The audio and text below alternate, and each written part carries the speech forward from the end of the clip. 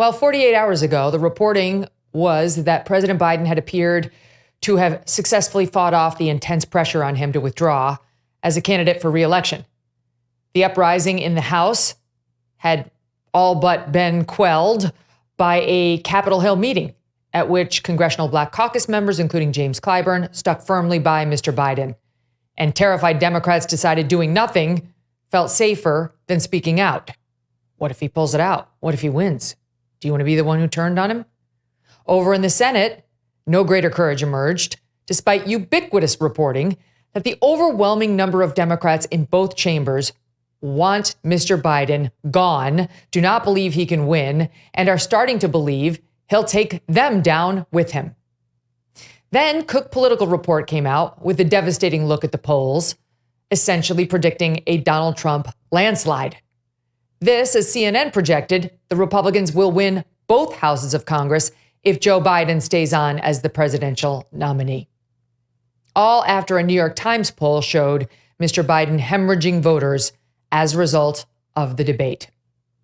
Enter Nancy Pelosi yesterday morning on the president's favorite TV show, Morning Joe, refusing to accept reality because she's a woman who can usually change it. Namely, Mr. Biden's very clear message that he has firmly decided to stay in this race, something she was asked about on the air and after the fact, after her appearance in the hallway yesterday. Convey to President Biden what you said this morning. I'm not having any conversations with you or anybody else about what I talked to the president about. With all due respect. Do you believe that? I never do. I never do. So it's nothing new. I understand, Madam Speaker. Do you believe that him waiting so long to make this decision could harm the I'm not party? making any comments in the hallway about the fate of our nation. Okay? Are you concerned whether or not he can win in November? I think he can win. Do you believe he should run for re-election? I'm not speaking English to you. I'm not going to be making any statements about any of that right now in the hallway. Truth is, she's the most powerful Democrat, but not the only one, to pretend they've heard nothing from Joe Biden. We're just going to wait for his decision. We're just going to wait till he decides what to do. They're all pretending that he hasn't already done that. Mr. Biden, meantime, has been all but lighting himself on fire to tell everyone he's not going anywhere. I don't think anybody's more qualified to be president or win this race than me. It's up to the president to decide if he is going to run. I'm here in North Carolina for one reason, because I intend to win this state in November. We're all encouraging him to make that decision because time is running short. Well, let me say this as clear as I can. I'm staying in the race. I have complete confidence that Joe Biden will do the patriotic thing for the country, and he's going to make that decision. The bottom line here is that we're not going anywhere. Whatever he decides, we go with. I am not going anywhere.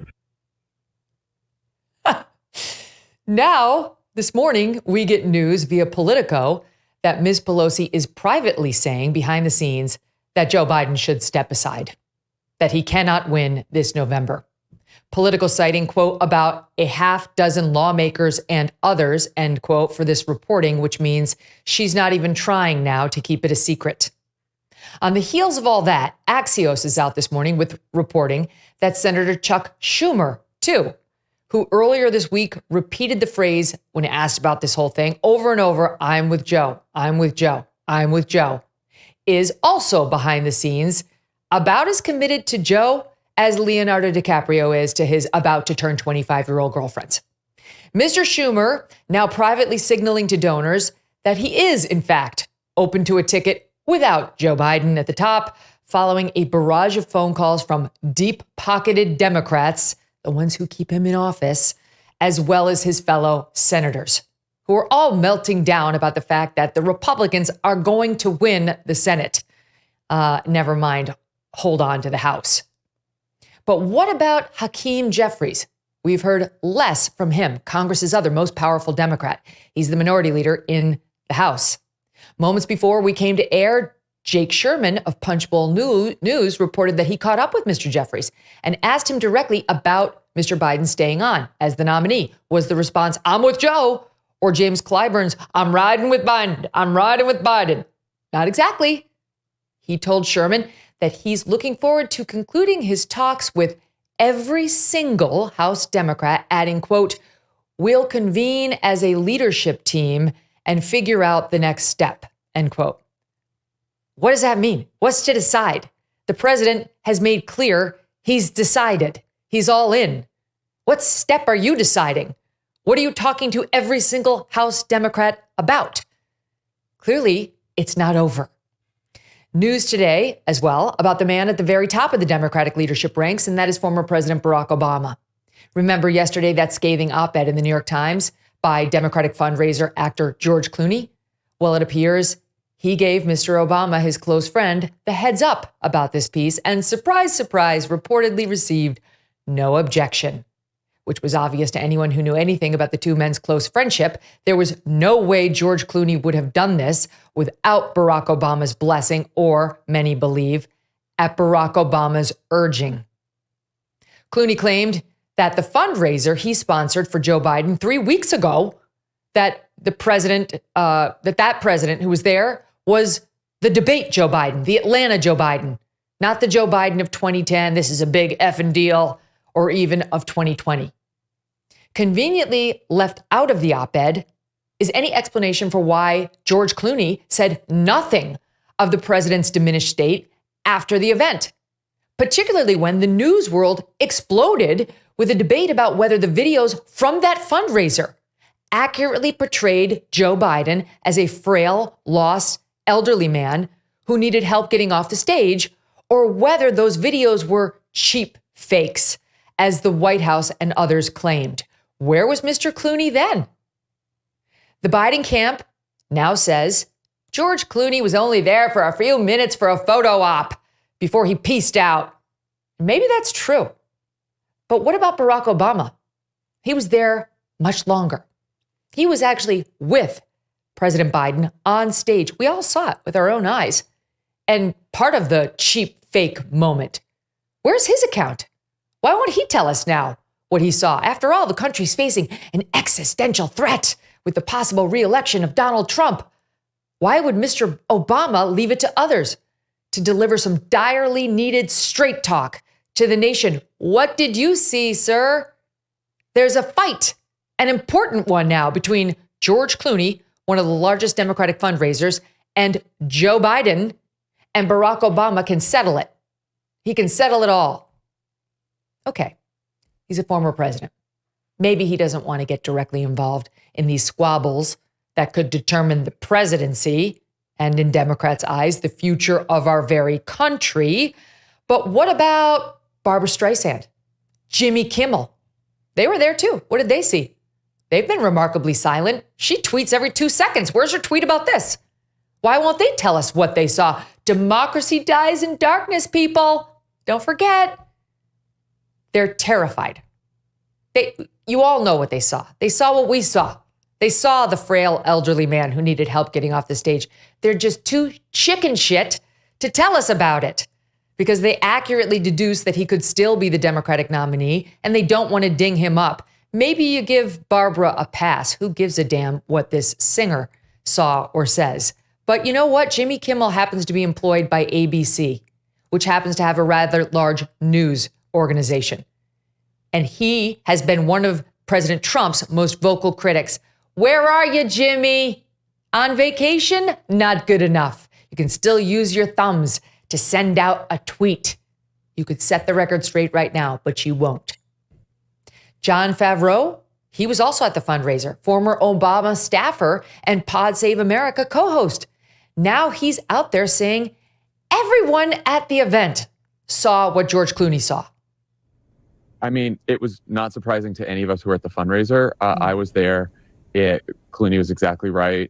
And every single person I talked to at the fundraiser thought the same thing, except for the people working for Joe Biden, or at least they didn't say that. But I remember my wife, Emily, turned to me after the fundraiser and said, what are we going to do? I mean, and I said, well, there's a debate in a week. Either he'll do well in the debate and we'll think, well, he was just tired because he flew all the way back from Europe and that'll be that. Or he'll be like this at the debate, and then the whole country will be talking about it. And so here we are. I see. So he saw it too. And he's got a very big platform. Did he use it the next day to tell us all, hello, 5-alarm fire, people. Joe Biden is infirm and no longer there. He did a show the next day. Let's listen to what he said. If I took a poll and someone said, does the conviction make you less likely to vote for Donald Trump? I would say no. No, I'm 100%. I was never going to vote for him ever. Right. Trump visited a black church in Detroit and then spoke at the Turning Points USA conference. And TPUSA is known for its ties to white supremacists. So that Trump got the name of the doctor wrong when he was demanding that Joe Biden take a cognitive test and then talking about how he is. It's Ronnie Jackson. When you're going to accuse someone of cognitive decline, you want to get the doctor's name right. Oh, my God. So the very issue of Biden's cognitive decline, at least as Trump was criticizing it, came up, and he said nothing but to criticize Trump for misstating a name. Nothing. Just like virtually every other Democratic talking head over the last 3 years. Zero courage, zero capacity or desire for truth-telling if it would harm anyone on Team Blue. Which leads me to Karine Jean-Pierre. Tough to say whether she's the biggest liar among the president's defenders, but she's definitely in the running. Here is her pre-debate spin on the so-called cheap fakes that were falsely portraying Mr. Biden as diminishing. Do you have any concerns right now that this is the leading edge of any part of a Russian effort to interfere in the election? Has the president been briefed on this? And have you seen any evidence that the Russians or other foreign powers have tried to seize on the debate performance to repeat some of the president's most embarrassing moments? So that's a very good question. I would leave it to the Department of Justice as what they announced. Obviously, that's for them to speak to. Look, AI has always been a concern. That's why the president made some announcements recently, an executive to take executive action on how we can deal with AI. Great. Could be. Got to look into it. Maybe the Department of Justice will figure out whether these are cheap fakes. Maybe you should just call like your biggest fundraisers, George Clooney, and your biggest supporters in the Democratic Party, like the Pod Save America guys. Just wanting to ask them. They were there. You can find out. So easy. Time and time again, this woman came out to the press corps who are there to bring clarity to the American people who employ her. You're her boss. So am I. And defended the president's vim and vigor. It is hard for us to keep up with this president. He has a grueling schedule that he keeps up with that sometimes some of us are not able to keep up with. I said, oh my gosh, he's the president of the United States. You know, I can't even keep up with him. I'll quote a little bit of what the First Lady said, I think incredibly well, just a couple days ago. President Biden does more in 1 hour than most people do in a day. And then came the debate and the reporting about the neurologist visiting the White House 9 times at least in the past year. And then genuine anger from the press corps, which behind the scenes we now know has been getting pummeled by this White House for even asking about Mr. Biden's cognitive well-being. James Rosen banned from press conferences for 8 months after he went there with the president. Others with their hands slapped and shamed for daring to bring up the topic. That's her doing that. That's her office. Those are her colleagues at the campaign as well.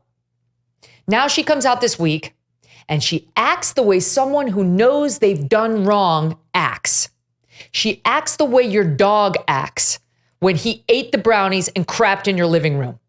Ears back, kind of sweet, slightly ashamed, and desirous of currying favor with the ones they wronged. Watch this. I do take offense to what Ed alluded to. You know, come out here, every day there's a press briefing, and we do our best to give you the information that we have at the time. That's what we do. And we understand that the freedom of the press, we respect the freedom of the press. I appreciate the back and forth that we all have. I try to respect you, and I hope you try to respect me. And my team does everything that we can to make sure we get the answers to you. That's what we do. And sometimes we disagree. Sometimes we are not in agreement. But you know what? That's democracy. To say that I'm holding information or allude to anything else is not unfair. It's really, really unfair. And I will admit, I will be the first one to admit, sometimes I get it wrong. At least I admit that. At least I admit that. Do you? Do you? I couldn't believe it when I watched this. When I heard this live, my jaw dropped. Please like me. It wasn't me. There could be congressional investigations of this disgusting cover-up, which is exactly like your dog's dump in the living room, by the way. It stinks to high heaven, and it is nearly impossible to clean up. She was finding that out real time.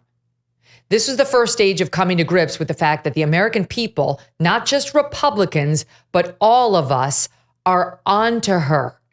We know we've been spoon-fed lies. Yes, I know if you watch this show, you knew that long ago. But her side is finding it out, so she's panicked. As she sought to shore up her relationships with people who buy ink by the barrel, she lied more. The press exposed the fact that a neurologist had been visiting the White House Residence Clinic. Okay, now according to Dr. Ronnie Jackson, who is the White House doctor for both Obama and for Trump, he says that's right below the president's bedroom, and it is dedicated only to members of the first family, right? And she tried to take that visit and tell the press that that meeting with this doctor was not about President Biden at all. I just want to get a clarification on the letter that was sent last night. Sure, absolutely. From Dr. O'Connor. And you can correct me if I'm wrong, but it didn't seem to explicitly describe the nature of Dr. Kennard's meeting with Dr. O'Connor. So can you say whether that one meeting was related to care for the president himself? I can say that it was not. It was not. Okay, great. And can I just ask why that information that was released last night just wasn't said at the briefing yesterday? Well, no. Actually, a lot of what is in the letter was said at the briefing, to be very, very clear. I said many of the things that were laid out in the letter was actually repeated right here behind this lectern at this podium yesterday. By the way, she has a tell. She always says, we've been very clear when she's going to tell a lie. We've been clear, either precedes or follows her lies, often. And what she said there was exposed as a lie. That meeting was about Joe Biden. That was later outed, and she had to, again, dog with the tail between the legs, come back to the lectern and admit it when the press caught her. She also tried to tell the press that the president had not seen a doctor post-debate, when that was exposed as a lie too by the president himself. He was meeting with those Democratic governors and he told them he'd been seen by a doctor. She then tried to say, well, what she meant was he hadn't gotten a full physical since the debate, which nobody was even asking about. But of course, Mr. Biden sees doctors every day. She wants us to know it's every day. It's not because of the debate or his performance there. He sees a doctor every day, conveniently, when he's drinking green juice and pumping iron. Can you elaborate on what the difference is between a check-in and an exam? At these check-ins, does Dr. O'Connor or another staff member take the president's vitals or anything like that? They're verbal check-ins with the president. They check in. As the president's exercising, that's usually how this happens. Okay. Sure, Jan. As an added cherry on top of all of this, we get her self-aggrandizing rewrite of her own behavior. It has been an unprecedented time. I think you guys could admit that, right? It is an unprecedented time. And so we are meeting the moment, a new moment that has never really existed before. We're meeting the moment. You know, we admit when we're wrong. We respect you guys. We appreciate the back and forth of this room. My Lord. After this gaslighting, we got to the phase we tend to get from most liars when their lies are exposed. Jean-Pierre got defensive, and she feigned indignation when pressed on her many, many, many lies. This particular exchange with a CBS News reporter was about those neurology visits. I do take offense to what Ed alluded to. You know, come out here, every day there's a press briefing, and we do our best to give you the information that we have at the time. We understand that the freedom of the press, we respect the freedom of the press. And my team does everything that we can to make sure we get the answers to you. That's what we do. And to say that I'm holding information or allude to anything else is not unfair. It's really, really unfair. And I will admit, I will be the first one to admit, sometimes I get it wrong. At least I admit that. At least I admit that. So you heard of that there. A little similar to the first one, but more indignation. You know what a liar sounds like by this point in the program. You hear me talk about it all the time. Attacking the question and the questioner, classic responses of someone who is lying. I take offense. No one gives a shit whether you're offended. Literally no one cares. You're the White House press secretary. You are there to take a beating. You're there to provide information. And when you don't, and even when you do, to take a beating. You do that for the president. That's the job. You don't take offense. There's no offense. Take the questions. Answer the questions. Be truthful. And if you can't be truthful, get out of bounds. That's what you should do if you're trying to protect your boss, not lie repeatedly and not tell us not to believe our own lying eyes and not give us bullshit like you can't even keep up with him. My God. The press corps has no respect for this woman or, quite frankly, for her boss at this point or his other staff. The press are angry. Yes, even the bent press that are completely wrapped around the axle for Democrats are angry because they feel foolish. They've also been made fools of. And that same press corps is going to be there this evening when Joe Biden holds a 6:30 p.m. news conference after his NATO meetings. First it was 5:30, then they moved it to 6:30. We are getting dangerously close to bedtime. This is the first time he's had a presser in months and during what can fairly be described as a stressful week. The White House expects big things from Mr. Biden this evening. Whatever you may think of him, he has their total respect and reverence. Here they were describing this upcoming presser.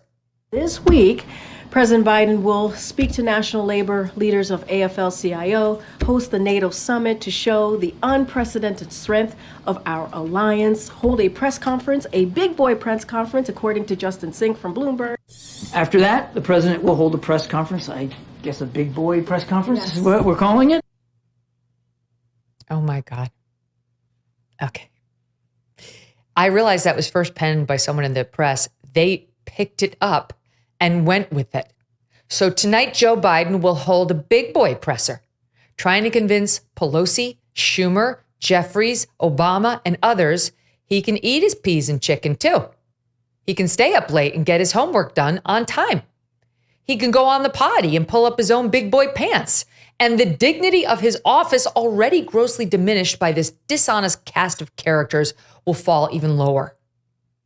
I don't see how Joe Biden can survive here. I know it's better for Trump if he does. I don't really care. He's not fit.